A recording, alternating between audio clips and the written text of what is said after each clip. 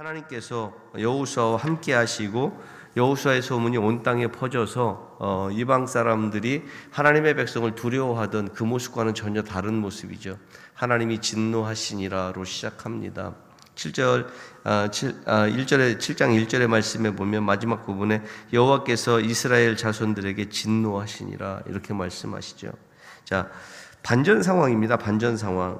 완전히 전혀 다른, 하나님이 함께 하심으로 온 땅에 있는 사람들이 하나님의 백성들을 두려워하고 있었는데, 그 두려워하고 있는 그 찰나에 무슨 사건이 일어나냐면 아간의 사건이 일어납니다.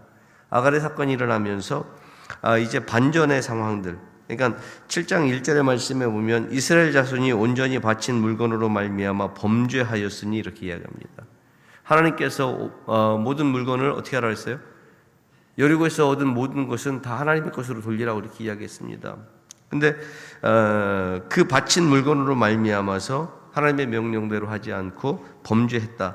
이는 유다 지파 세라의 증손 삽디의 손자 갈미의 아들 아간이 온전히 바친 물건을 가졌습니다. 그러니까 온전히 바친 물건 중에서 일정 부분을 어떻게 했어요? 빼돌렸다는 이야기를 하고 있죠. 그래서 여호와께서 이스라엘 자손들에게 뭐 했다? 진노했다. 이렇게 시작하고 있습니다. 그러니까 하나님의 명령에 순종하지 아니함으로 하나님께서 지금 진노하고 계신다라고 이렇게 말씀하고 있죠. 자, 여호수아와 함께 하셨고 그 소문이 온 땅에 퍼졌고 하나님의 백성이 이방인들 중에서 두려움의 대상이 되었다라고 말씀하면서 오늘 본문은 이렇게 이스라엘 백성들에게 하나님의 진노가 시작되었다라고 이렇게 이야기합니다. 전혀 다른 상반된 그러한 모습으로 이제 시작된 것을 볼 수 있습니다. 자, 여호수아는 정보를 얻기 위해서 여리고에 2명의 정탐꾼을 보냈던 것처럼 아이에도 정탐꾼을 보냅니다. 보면 3절의 말씀에 보면 2절의 말씀에 보면 그렇게 말씀합니다. 여호수아가 여리고에서 사람을 베델 동쪽 베다윈 곁에 있는 아이로 보내며 이렇게 이야기합니다. 아이로 사람을 보낸 이유는 뭐냐 하면 그 땅을 정탐하고 그 땅을 어떻게 정복할 것인가에 대한 정보를 얻기 위함이죠. 그런데 이거는 그 여리고성에서도 마찬가지였습니다. 여리고성에서도 정탐꾼을 보냈고 정탐꾼들이 가지고 온 대답은 기생 라합의 입을 통해서 그들의 마음이 녹아 있더라라는 그러한 이야기들을 가지고 왔죠. 오늘도 똑같습니다. 여리고에 정탐꾼을 보냈던 것처럼 아이에도 정탐꾼을 보냈습니다. 가나안 땅을 정복하기 위해서 다음 단계를 준비하는 그 과정에서 작은 성읍이지만 아이성은 이스라엘 백성들이 정복해야 될 또 하나의 성이었던 것이죠. 근데 이 작은 성이라 할지라도 이 작은 성읍을 정복하지 못하면 가나안으로 들어가는 그 과정 속에서 많은 어려움들을 겪을 수밖에 없는 그러한 상황입니다. 그래서 아이성은 반드시 정복해야 될 이스라엘 백성들 앞에 놓여진 성이었던 것이죠. 이 아이성을 정복하지 못하면 결국 그 다음으로 들어가는 문이 막히는 것입니다. 그렇기 때문에 이 아이성은 반드시 정복해야 되는데 이 아이성을 정탐하고 돌아온 사람들이 아주 의기양양한 모습으로 돌아와서 이렇게 보고합니다. 3절의 말씀에 보니까 여호수아에게로 돌아와 그에게 이르되 백성을 다 올라가게 하지 말고 2,3,000명만 올라가서 아이를 치게 하소서. 그들은 소수이니 모든 백성을 그리로 보내어 수고롭게 하지 마소서. 자, 여기에 우리가 볼 때에 백성을 다 올라가게 하지 말고 2,3,000명만 올라가게 하고 그래서 아이를 치게 하고, 그렇게 하는 이유가 뭐냐면 백성들이 수고로울까 봐. 자, 여기서 우리가 느껴지는 것이 무엇입니까? 느껴지는 것은 하나님께 묻지 않았다는 것도 굉장히 큰 잘못이지만은 여기서 우리가 인간적으로 느끼는 것 중에 하나가 뭐냐면 지금 앞에 놓여져 있는 아이성이라고 하는 아이성을 점령해야 되는 그 상황 속에서 최선을 다하지 않아도 괜찮다라는 이야기를 하고 있는 것이죠. 최선을 다하지 않아도 괜찮다. 여리고성에서도 최선을 다했고 하나님의 방법으로 최선이라는 건 하나님의 방법으로 하는 것이 최선이었습니다. 하나님의 방법대로 최선을 다했는데 오늘 이 아이성을 대하고 있는 이스라엘 백성들과 여호수아의 마음 상태를 보면 최선을 다하지 않아도 괜찮다는 것입니다. 군대를 총동원할 필요가 없지 않습니까? 그들을 다 보내서 그 군대를 다 동원해 가지고 다 움직여서 수고롭게 할 일이 뭐가 있겠습니까? 그냥 우리가 군대 중에서 그냥 정예병력 2, 3천 명만 있으면 아이성 정도는 쉽게 무너뜨릴 수 있을 것 같습니다. 근데 지금까지 여호수아는 요단강을 건널 때에도 여리고성을 점령할 때에도 하나님의 지시를 받고 움직였습니다. 하나님의 지시가 없이 움직였던 적은 없습니다. 요단강을 건널 때에도 제사장들이 궤를 메고 발을 먼저 요단강 물에 담그라 이렇게 이야기했죠. 그래서 그렇게 움직였습니다. 그리고 여리고성도 어떻게 했습니까? 엿새 동안 하루에 한 바퀴씩 돌고 7일째는 7바퀴 돌아라. 그리고 내가 소리 지르라고 할 때 소리 질러라. 그대로 했습니다. 그러니까 근데 지금 그 아이성을 대하고 있는 이들의 모습을 보면 여호수아도 이전의 여호수아 같았으면 하나님의 뜻이 무엇인지를 묻기를 아마 어떻게 하나님의 뜻이 우리에게 주어지는지 한번 묻자라고 이야기했을 겁니다. 그런데 아이성을 쳐들어가는 그 과정에서는 이상하리 많지 신속하게 정탐꾼들의 이야기를 듣고 있다는 거죠. 정탐꾼들의 제안을 너무 신속하게 받아들입니다. 그런데 뜻밖에도 이 작은 아이성이라고 하는 이 작은 성 때문에 이스라엘 백성들이 도망치게 되고 사람이 죽게 되고 이스라엘 백성들이 겪어보지 못했던 만나보지 못했던 아주 수치심을 당하게 되는 것이죠. 패배를 당했어요. 쓰라린 패배를 당하게 되는 것입니다. 2, 3천 명만 있으면 될 그러한 성에서 패배를 하고 수치심을 당하고 쓰라린 패배를 맛보러. 자, 이유는 뭐예요? 하나님의 방법이 아니었던 것입니다. 하나님의 뜻을 묻지 않았던 것입니다. 자, 이스라엘 사람들, 여호수아 또 정탐하러 갔던 정탐꾼들, 이스라엘의 그 장로들, 그 관료들, 그리고 이스라엘 백성들 모두가 일심동체가 되어서 잊어버린 것이 하나가 있습니다. 뭐냐면 여리고성을 이긴 것은 그들의 군대가 아니라 하나님이었다는 것을 잊어버린 거예요. 여리고성을 무너뜨릴 때 여리고를 이긴 것은 본인들의 군대가 이긴 게 아니잖아요. 여리고에서 이긴 승리는 하나님의 승리였습니다. 그런데 그 하나님의 승리를 자기들의 승리로 착각하고 도취했다는 것입니다. 여호수아도 정탐을 갔던 정탐꾼들도 그리고 거기에 있었던 관료들 그리고 거기에서 장로들 모든 이스라엘 백성들이 마음을 합하여 잊어버린 거예요. 온 마음을 합하여서 일심동체로 잃어버렸어요. 하나님이 누구신가? 이게 하나님이 그들보다 앞서가시고 하나님이 싸우셨다라고 하는 하나님의 승리라고 하는 그 사실 자체를 잃어버려요. 이스라엘이 아이성에서 패한 것은요, 그들의 군대가 잘못됐기 때문도 아니고 그 정탐꾼들의 이야기처럼 아이성이 그들의 군대가 총동원되어서 싸워야 될 만큼 큰 성도 아니었었던 거죠. 그들이 본 건 다 맞아요. 다 맞았는데 한 가지 핵심이 뭐냐면 범죄함으로 말미암아서 하나님이 그 아이성 전투에서 이스라엘 백성들과 함께 싸워주지 않았다는 것입니다. 오늘 우리가 기억해야 될 것은 이겁니다. 저와 여러분들이 인생을 살고 영적 전쟁터인 세상에서 우리의 삶을 정말 힘겹게 버겁게 살아갈 때에 우리와 함께 가시고 우리를 위해서 싸워주시는 분이 누구인가를 잊지 말아야 된다는 것입니다.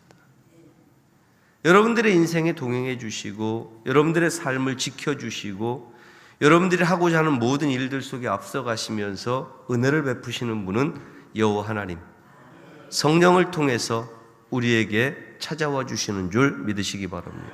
그러니까 이 하나님을 여러분들이 잊어버리면 안 됩니다.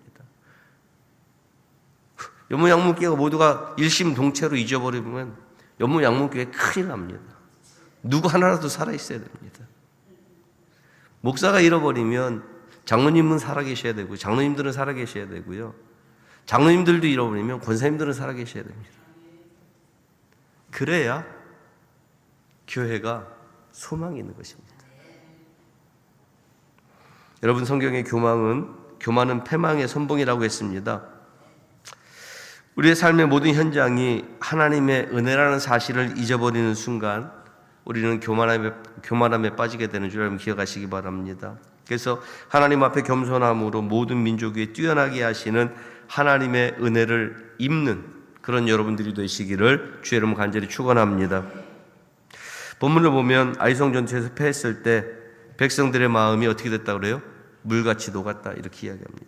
5절의 말씀을 보면 뭐라고 말씀하냐면 그렇게 말씀합니다.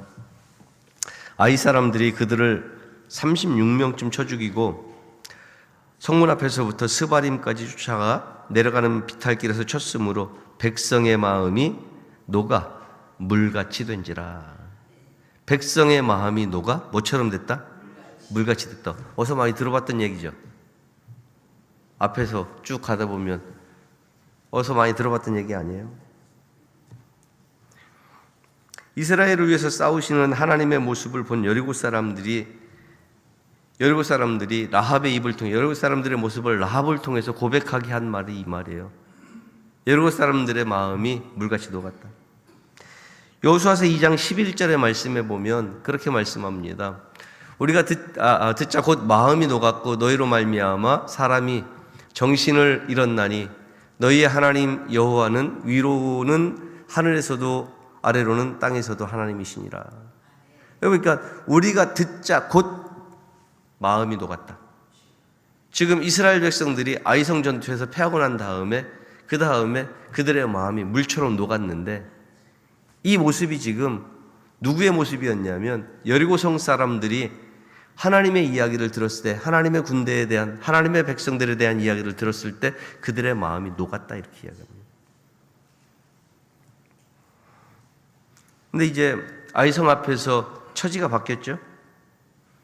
여호수아는 이 충격적인 소식을 듣고 어떻게 옷을 찢고 이스라엘 장로들과 함께 언약궤 앞에 엎드려서 머리에 티끌을 뒤집어 쓰죠. 자, 이것도 되게 중요합니다. 자, 옷을 찢는 행위는 애도와 회개를 상징하는 이야기죠. 옷을 찢는다.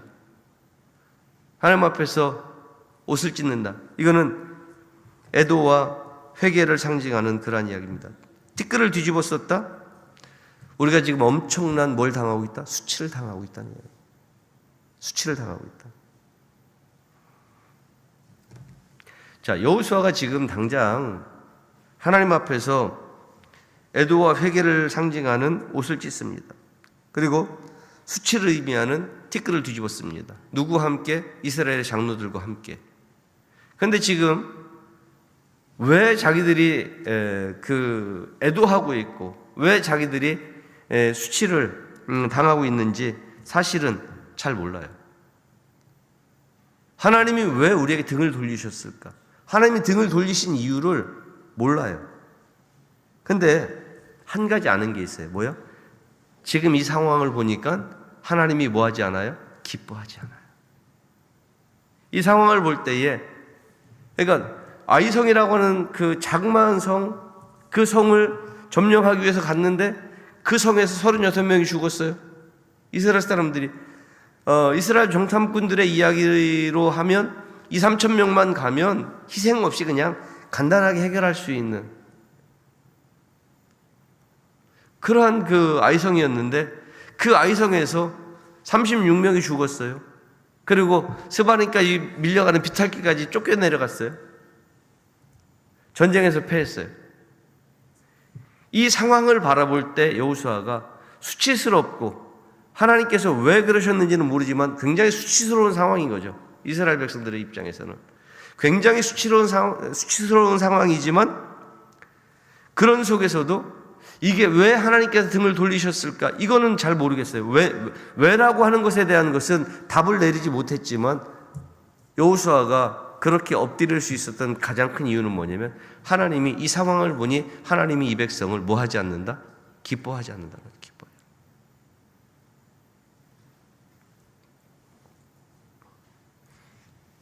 그래서 여호수아가 기도하죠. 그 백성을 놓고 기도합니다. 모세의 기도와 유사합니다.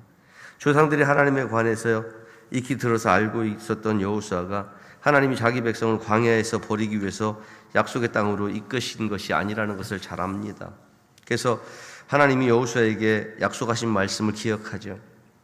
여호수아서 1장 3절의 말씀과 5절의 말씀에 보면 그 사이의 말씀에 보면 그럽니다. 내가 모세에게 말한 바와 같이 너희 발바닥으로 밟는 곳을 모두 내가 너희에게 주었노니 그럽니다. 그리고 5절의 말씀에 보면 내 평생에 너를 능히 대적할 자가 없으리니 이렇게 말씀합니다. 자, 여러분, 여호수아는 아이성 전투의 패배 앞에서 자신이 이스라엘을 대신해서 회개해야 된다라고 하는 것까지는 인정을 합니다. 거기까지는 이해가 되죠. 그런데 왜 하나님이 기뻐하지 않으실까? 아직 이해가 안 됩니다. 근데 여호수아가 아는 건 딱 한 가지예요. 뭐냐? 하나님은 신실하신 분. 그래서 이유 없이 이렇게 행하실 분이 아니라는 것이죠. 그 신실하신 이름을 훼손시킬 분도 아니라는 것입니다.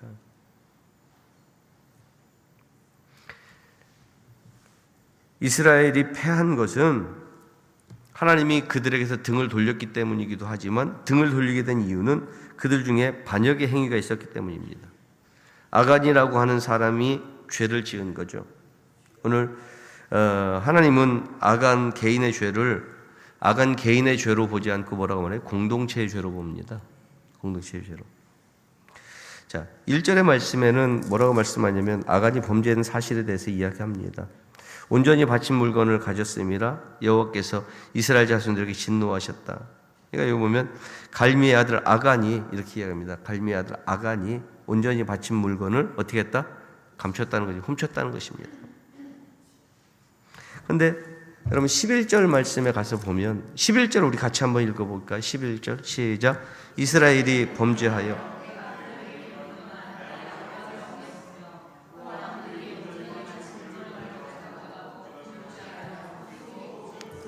그들의 물건들 가운데 두었느니라. 아멘.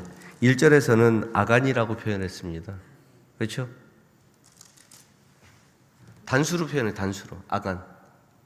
근데 그러면 하나님이 죄를 지은 아간을 말씀하실 때는 3인칭 단수 대명사 그 이렇게 표현합니다. 그죠? 근데 11절의 말씀에서는 그라고 하지 않고 뭐라고 해요? 3인칭 복수 대명사 그들이라고 이렇게 표현합니다. 그들. 아간이 지은 그 개인적인 죄를 공동체 전체의 죄로 보고 있습니다.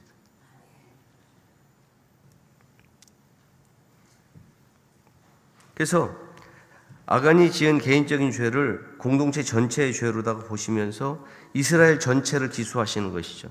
그러면서 모든 백성에게 똑같이 진노하시는 거예요. 모든 백성. 오늘 여기서 우리가 기억해야 될 것이 이것입니다. 내가 범죄하는 사실, 내가 곁길로 가는 그 상황, 이것이 나의 문제가 아니라 내 가정과 가족의 문제가 될 수도 있고 내가 있는 내 공동체의 문제가 될 수도 있고 내가 속한 교회의 문제가 될 수도 있다는 것을 여러분 기억하셔야 됩니다. 나 하나의 실수가 아닌 나 하나의 범죄가 이렇게 공동체 전체를 흔들 수 있습니다. 이렇게 생각하면 됩니다. 목사가 목사답지 않게 살면 연무양문교회 목사가 목사답지 않게 살아요. 근데 세상에 나갔을 때에 뭐라고 이야기하냐면 저 홍성진 목사야라고 이야기하지 않고 뭐라고 말하냐면 연무양문교회 목사야 이렇게 이야기합니다. 이게 뭐가 되는 거예요? 공동체 전체에 뭐가 되는 거예요? 해를 끼치는 겁니다. 공동체 전체에. 지금 아간의 모습이 그런 모습입니다. 아간의 모습이. 그래서 모든 백성들에게 똑같이 진노하시는 거예요. 하나님께서. 여러분 죄는요 굉장히 파괴적입니다. 죄가 여러분들 굉장히 유연하고 죄가 굉장히 여러분들을 부드럽게 대할 것처럼 느껴지지만 죄는 유연하거나 부드럽지 않습니다. 죄는 굉장히 파괴적입니다. 일단 들어올 때는 유연하게 들어오는 것처럼 느껴지지만 일단 들어오고 나서 자리를 잡으면 인생을 완전히 파멸시킵니다. 여러분들의 삶을 완전히 부셔버립니다. 부시는데 그렇게 오래 걸리지도 않습니다. 말씀드린 것처럼 믿는 자 한 사람의 죄가 가족과 교회와 공동체에 영향을 크게 미친다는 사실을 여러분 꼭 기억하셔야 됩니다. 만약 하나님께서 보실 때에 아간이 짓는 죄를 알면서도 다른 사람들이 그 죄 짓는 것을 말리지 않고 내버려 두었다면 아간의 죄를 용인한 죄를 함께 짓는 것이죠. 이거 지금 우리의 법대로 말하면 무슨 죄예요? 방조죄죠. 방조죄. 살인하는 것을 말리지 않고 살인자가 살인하는 것을 말리지 않고 그를 잡지 않으면 이건 살인 방조죄입니다. 예? 도둑질하는 것을 막지 않으면 도둑질하는 범죄를 행하는 그 범죄를 방조한 방조죄가 되는 것입니다. 그러니까 지금 아간의 행위를 이스라엘 백성들이 막지 않았다는 것은 이것은 이스라엘 백성들 전체가 뭐 한 거예요? 죄를 방조한 겁니다. 같은 죄를 지은 거예요. 같은 죄를. 방조죄는 같은 죄예요, 여러분.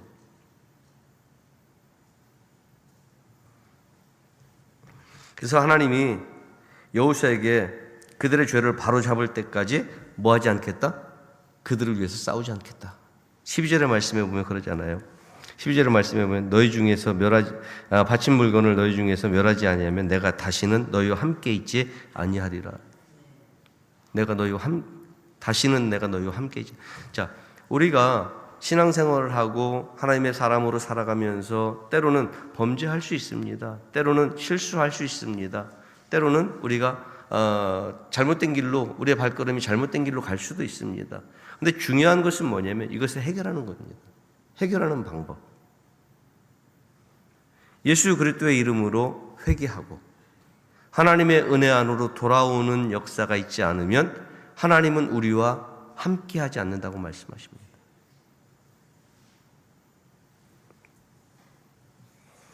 이건 분명한 하나님의 선언입니다. 오늘 저와 여러분들의 인생 앞에서 너무 쉽게 생각하는 것들을 조금 더 깊이 묵상하면서 너무 쉽게 세상을 향해서 나가지 말고 너무 쉽게 하나님의 말씀에서 벗어나지 말고 좀 더 깊이 묵상하면서 은혜 안으로 들어오는 여러분들이 되시기를 주의 이름으로 간절히 축원합니다. 그렇지 않으면 우리 너무 쉽게 나갔다가 너무 쉽게 들어오려고 합니다.